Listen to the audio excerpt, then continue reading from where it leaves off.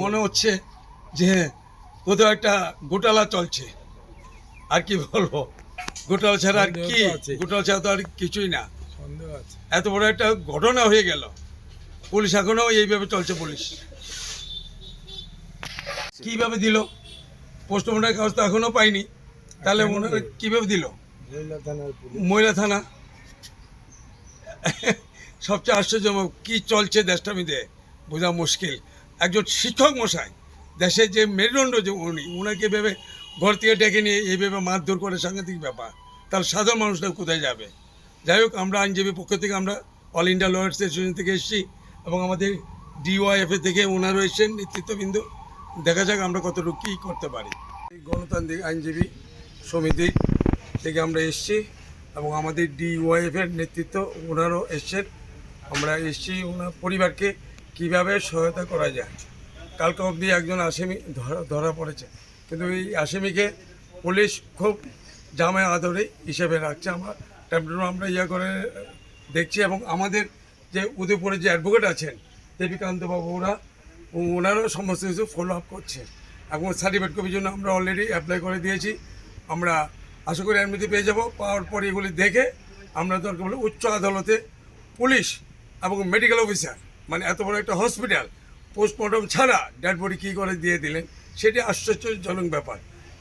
AGMC এখানে medical কলেজের স্টুডেন্টরা বাইরে থেকে এসে পড়ে, কিন্তু ওরা আবার কী শিখবেন? তাহলে নিশ্চয়ই এটার মধ্যে কোনো গলদ ছিল বা এটার মধ্যে কোনো প্ল্যান হয়েছিল। ওই সময় মধ্যেই প্ল্যানটা তৈরি করে দিয়েছে পোস্টমর্টম ছাড়া। পোস্টমর্টম ছাড়া কি ডেড বডি দেওয়া যায় এই ধরনের ইঞ্জুরি কেস? এবং তা না শুধু, এখান থেকে তো থানা থেকে তো ওনাকে পাঠিয়েছেন জিবি হসপিটালে। আমি মানে অবাক হয়ে যাচ্ছে, আমার ৩৫ বছরের ওকালতি জীবন, যে পোস্টমর্টম ছাড়া এইভাবে একটা ডেড বডি ছেড়ে দিচ্ছে, সাংঘাতিক ব্যাপার। এখন আমরা চেষ্টা করছি এবং কিভাবে করা যায় কি, এবং তাদের পরিবারের জন্য আমরা যতটুকু পারে আমরা সাহায্য করবো আইনের দিক দিয়ে, এবং সার্টিফিকেট কপি আমরা পেয়ে গেলে আমরা এগুলি আলোচনা করবো কী করা যায়। এই যে মেডিকেল অফিসার, মানে that is AGMC Agartala medical college, আমি জানি না ডাক্তারবাবুরা কী ধরনের ইনস্ট্রাকশন পেয়েছেন, কী ধরনের কী, অথচ মেডিকেল জুরিসপ্রুডেন্সের সমস্ত কিছু আছে। এই ধরনের ইনজুরি যদি কেস থাকে তার সঙ্গে সঙ্গেই মারা যাওয়ার পর সঙ্গে সঙ্গেই পোস্টমর্টম করতে হয়। আমি জানি না কোন ডাক্তার কীভাবে করেছেন, যাক এগুলি পেলে পরে এখনও পোস্টমর্টমের কাগজ আমরা পাইনি। পোস্টমর্টমের কাগজ পাবে পুলিশ, পুলিশ এটা চার্জশিটের সাথে দেবে। যাক আমরা দেখি কীভাবে কী নেওয়া যায়।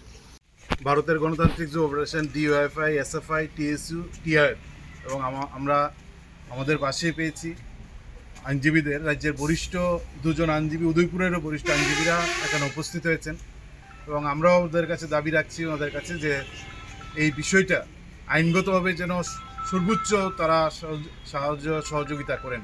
এবং গোটা ঘটনা গভীর ষড়যন্ত্র, এটা শুধুমাত্র একটা শিক্ষক হত্যা এইভাবে যদি আমরা দেখি তাহলে আমাদের ভবিষ্যতে আরও শিক্ষককে এইভাবে মাতব্বররা, আজকের দিন মাতব্বররা খুন করবেন এবং এর পেছনে শুধুমাত্র যারা খুন করেছেন কয়েকজন ব্যক্তি, আমরা শুধুমাত্র তা না, এর পিছনে পুলিশ, এর পেছনে উদয়পুর হাসপাতাল এবং শেষ পর্যন্ত খুনের তথ্য প্রমাণ লুপাট করার জন্য জিবি হসপিটাল আরও বড় দায়ী। ফলে এখানে কাউকে ছোটো বড় করে না, এই গোটা ঘটনার পেছনে পুলিশ এবং উদয়পুর মহকুমা হাসপাতাল থেকে জিবি সবাই তার সঙ্গে যুক্ত।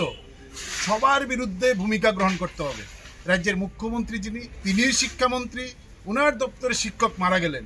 আমরা অবাক হচ্ছি, যাদের নেতৃত্বে মারা গেল তারা হচ্ছেন ওনার রাজনৈতিক দলের, এবং আমরা শুনলাম যিনি শঙ্কর কর্মকার তিনি নাকি উদয়পুরের যিনি মন্ত্রী, আমাদের রাজ্যের অর্থমন্ত্রী, তিনি খুব ঘনিষ্ঠ। আমি জানি না অন্য কোনো সম্পর্ক আছে কিনা, খুব ঘনিষ্ঠ মানুষ থেকে শুনি, বিজেপিরও নেতা।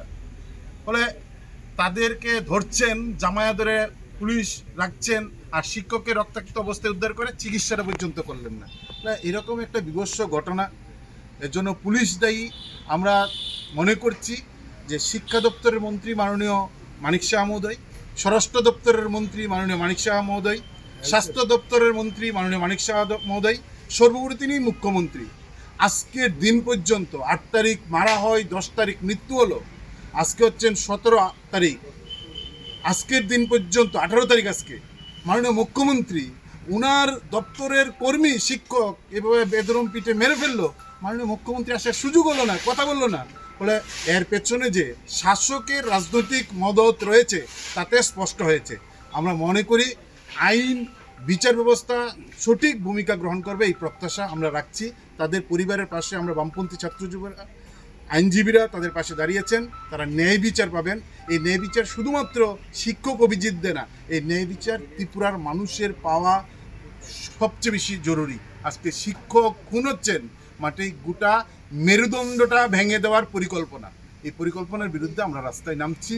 আমরা আরও বৃহৎ আন্দোলন কীভাবে করা যায় ওনার বিচার পাওয়ার জন্য, সেইভাবে আমরা আন্দোলন কর্মসূচি ঠিক করছি।